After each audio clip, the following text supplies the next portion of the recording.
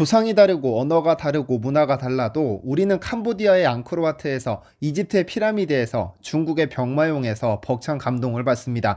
인류 보편의 가치를 지닌 자연유산과 문화유산을 보존하고 지키기 위해 유네스코는 1972년부터 전 세계를 훑어 세계 문화유산을 찾아내고 있는데요.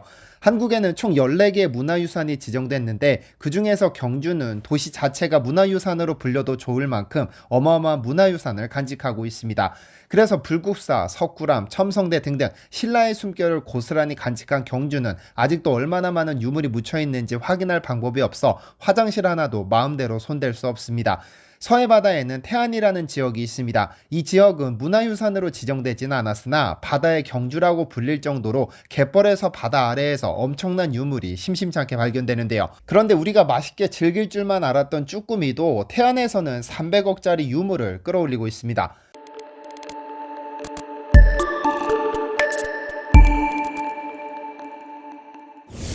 안녕하세요, 디스멘터리입니다. 1909년 10월 26일 중국 만주의 하얼빈역에서는 갑작스런 총성이 4발 울립니다. 9시 특별열차로 하얼빈역에 도착해 러시아 의장대의 사흘을 받은 이토 히로부미는 안중근 의사가 쏜 4발의 총알 중 3발이 정확히 명중하면서 즉사했고, 안중근 의사는 코레아 우라를 외치고는 일본군에 체포됐습니다. 어차피 목숨을 내놓고 이토를 처단한 그였기에 불공평한 재판임에도 안중근은 늘 당당했습니다. 그리고 법정에서 그는 이토를 죽인 15가지 이유를 조목조목 들었죠.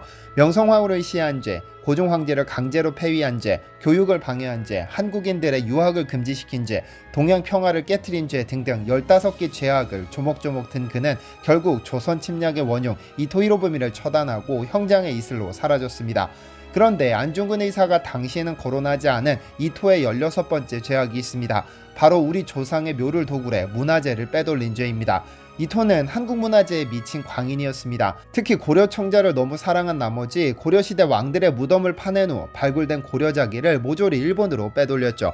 조선에서 남의 무덤을 파헤친다는 것은 귀신도 하지 않는 미친 짓이기 때문에 웬만큼 무식한 인물이 아니면 묘를 파헤치지 않습니다만, 이토는 조선인들을 총칼로 위협해 묘를 도굴해 고려청자를 싹쓸이했습니다. 심지어 일본의 왕에게 거북 모양 주전자를 선물하기도 했고, 일본 왕감이 귀족들에게 선물로 주어 자신의 입지를 다졌습니다. 당시 일본에서 최고급 선물로 여겨지던 고려청자가 1000점 넘게 일본으로 무단 반출된 것으로 알려져 있습니다. 그만큼 고려청자의 가치가 높았다는 의미일 텐데요. 그런데 세계 그 어느 국가도 감히 따라올 수 없는 기술력을 보유한 한반도 깊은 산속 또는 깊은 바다에서 아직 세상의 빛을 보지 못한 유물이 수없이 매장되어 있고, 그 유물을 노리는 도굴꾼이 득실거리고 있습니다. 지난 2017년 전라북도 지방경찰청은 갯벌을 파헤쳐 문화재를 도굴한 혐의로 9명을 불구속 입건했습니다. 이들은 낙지잡이 하던 어민들이었는데 어느 순간 갯벌을 훑으며 고려청자 등의 문화재를 도굴하는 범죄자가 되었습니다. 경찰청에 따르면 이들은 충남 태안군 일대 갯벌을 돌며 매장된 고려청자 등 도자기를 주기적으로 도굴하다 돌미를 잡혔다고 했는데요. 그들이 도굴한 고려청자 9점은 높은 가격의 최고급품은 아니지만 고려시대 생활상을 엿볼 수 있는 중요한 유물입니다. 그런데 재미있는 점이 있습니다. 보통 고려청자는 이토 히로부미가 그랬던 것처럼 고려시대 무덤을 도굴해야 나올 수 있는 부장품인데, 어떻게 조개나 캐고 지능놀이나 하는 갯벌에 이 고려청자가 매장되어 있었던 것일까요? 그들이 도굴했던 지역, 바로 충남 태안을 주목할 필요가 있습니다. 태안이란 그런 곳이니까요. 태안은 쭈꾸미가 고려청자를 발견해내는 그런 장소입니다. 태안이 본격적으로 바다의 경주라고 불리기 시작한 것은 2007년입니다. 쭈꾸미 한 마리가 쏘아올린 공이었죠. 태안 기름 유출 사고가 있기 7달 전 2007년 5월 14일 밤 태안 안흥항에서 쭈꾸미를 잡던 어민 김용철 씨는 바닷가에서 수영하는 꿈을 꾸었습니다. 어민들 사이에서 수영하는 꿈은 흔히 길몽으로 여겨지는데, 다음날 쭈꾸미 그물을 걷어 올리던 그는 통발에 든 800마리의 쭈꾸미에 콧노래가 절로 나왔습니다. 그런데 그중 한 마리가 좀 특이했습니다. 쭈꾸미를 잡을 때는 그물에 소라 껍데기를 달아두면 쭈꾸미가 그 안으로 들어가 알을 낳은 후 입구를 작은 돌로 막아두는데, 그 쭈꾸미는 푸른 빛깔이 도는 접시로 입구를 막았습니다. 뭔가 이상하다 생각하기는 했으나 워낙에 조업에 바빠 신경 쓰지 않다가 결국 4일 뒤에 태안군청에 인양 사실을 신고했는데요.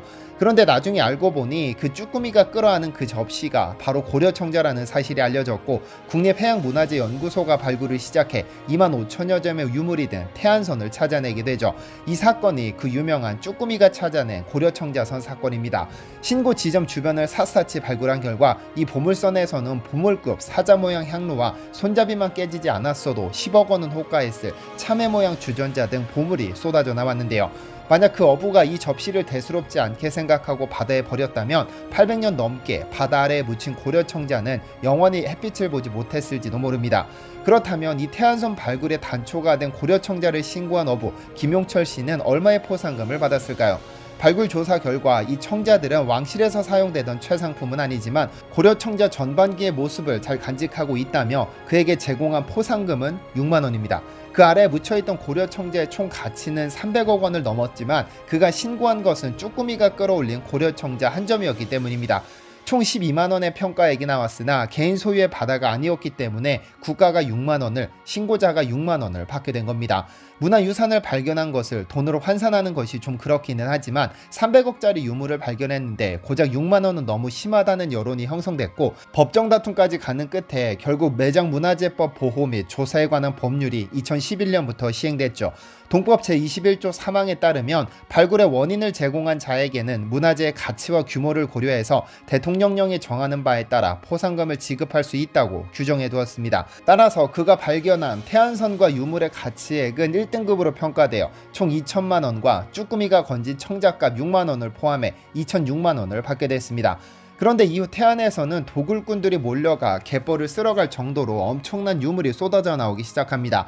쭈꾸미 사건 이후 2달도 지나지 않은 7월에는 태안의 마도섬 인근에서 어부 심선택 씨가 청자 26점을 인양했다는 신고가 접수됐습니다. 이곳은 태안선에 발견된 곳으로부터 2km 떨어진 섬으로 이번에는 그물에 청자가 끌려 올라왔습니다. 해양문화재연구소 발굴 결과 바다 아래에 고려시대 침몰선 3척이 가라앉아 있다는 사실이 알려졌는데, 이 침몰선에는 대부분 곡물과 건어물이 실려 있었는데요. 그리고 이 선박에서 발견된 유물 2점이 보물로 지정되었고, 그 역시 신고 포상금으로 10만 원을 받았으나 이후 인양된 유물의 가치가 3억 8천만 원 가량으로 책정되어 3,394만 원을 포상금으로 수령했는데요. 2007년 태안선 이후로 10년도 안 되는 짧은 기간 동안 태안에서만 5척의 보물선이 발견되면서 바다의 경주라는 별명이 붙었는데요. 그런데 왜 유독 태안에서만 이토록 많은 유물이 발견되는 것일까요?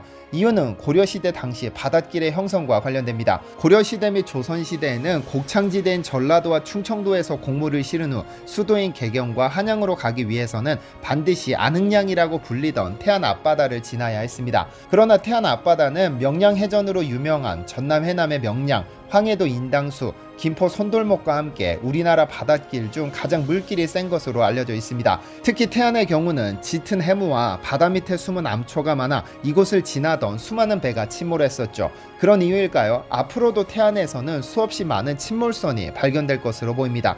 옛날에는 선박을 움직이기 위해 선박 한 척당 한 개의 닷돌을 사용했는데 태안 앞바다에서 발견된 닷돌만 무려 120점이 넘으니까요.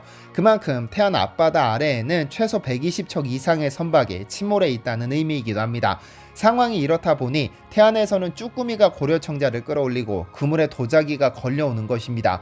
그래서 수많은 도굴꾼들이 보물선이라는 일확천금을 노리기 위해 태안으로 몰려드는 것이 아닐까 합니다. 그런데 한국에는 실제로 보물선이 침몰해 있기도 합니다. 2018년 세상을 떠들썩하게 했던 울릉도 앞바다의 돈스코이호가 그 주인공인데요. 아주 오래전부터 울릉도 앞바다에는 금화와 금괴 5천 상자를 실은 러시아의 보물선 한 척이 침몰했다는 소식이 암암리에 전해졌습니다.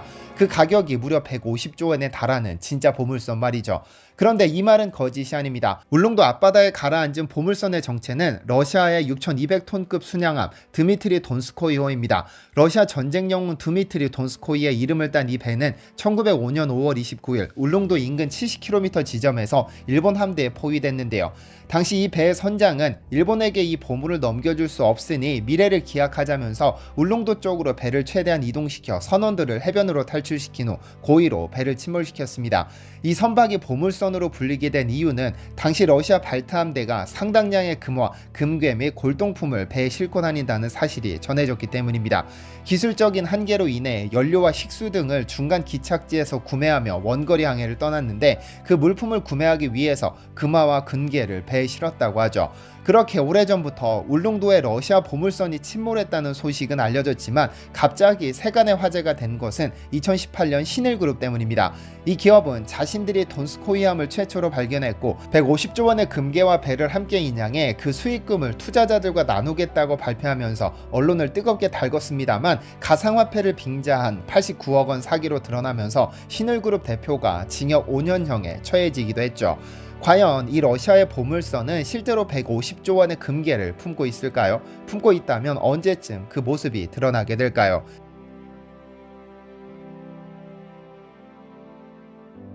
시청해주셔서 감사합니다.